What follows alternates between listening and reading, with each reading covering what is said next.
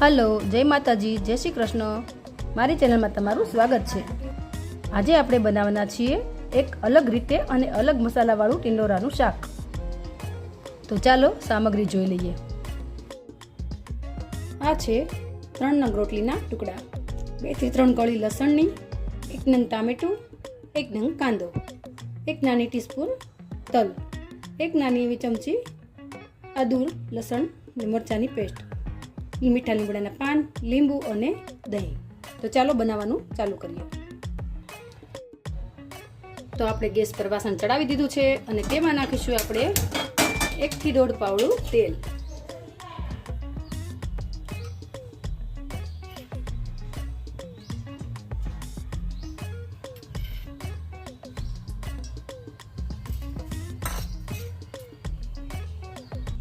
તેલ ગરમ થઈ ગયું છે તો એમાં નાખીશું રાઈ, 1 નાની ચમચી અડધી જીરું, 1 નાની અડધી ચમચી હિંગ, પછી નાખીશું મીઠા લીમડાના પાન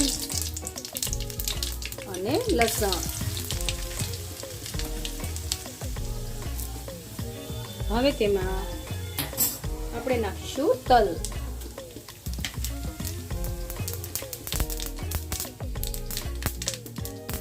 પકડી જાય તેલમાં નાખીશું 1 નંગ કાંદો. હવે તેમાં નાખીશું આદુ મરચાંની પેસ્ટ.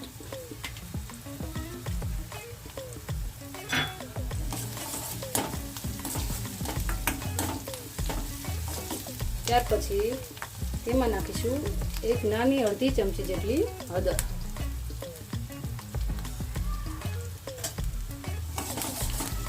સારી રીતે હલાવીને કાંદાને થોડાક એવા બ્રાઉન થવા દેશું. કાંદા થોડા બ્રાઉન થઈ ગયા છે. હવે તેમાં નાખીશું આપણે ટામેટું.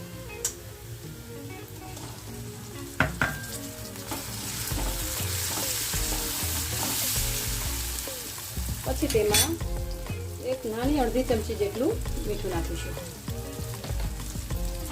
મીઠું તમારા સ્વાદ પ્રમાણે નાખી શકો છો.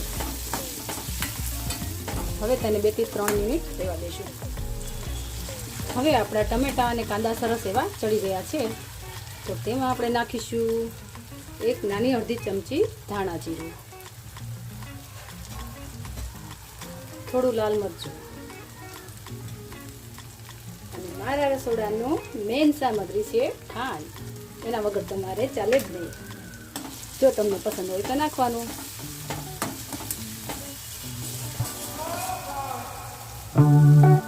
મિત્રો, આ રેસીપી તમે એકવાર ટ્રાય જરૂરથી કરજો, ખૂબ જ સરસ લાગે છે. હવે તેમાં આપણે થોડો લીંબુનો રસ નાખીશું.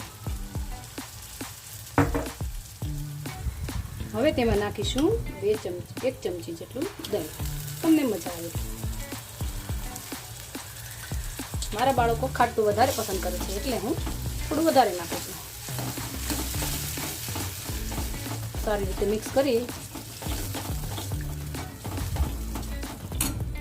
એમાં આપણે થોડુંક પાણી નાખીશું.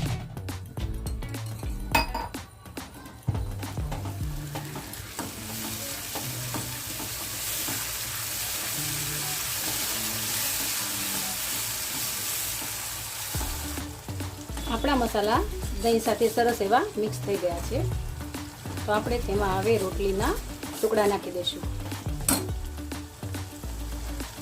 મિત્રો, આ રેસીપી તમને ગમે તો લાઈક, શેર અને સબસ્ક્રાઈબ કરવાનું ભૂલતા નહીં. અને કમેન્ટ બોક્સમાં કમેન્ટ જરૂરથી કરજો.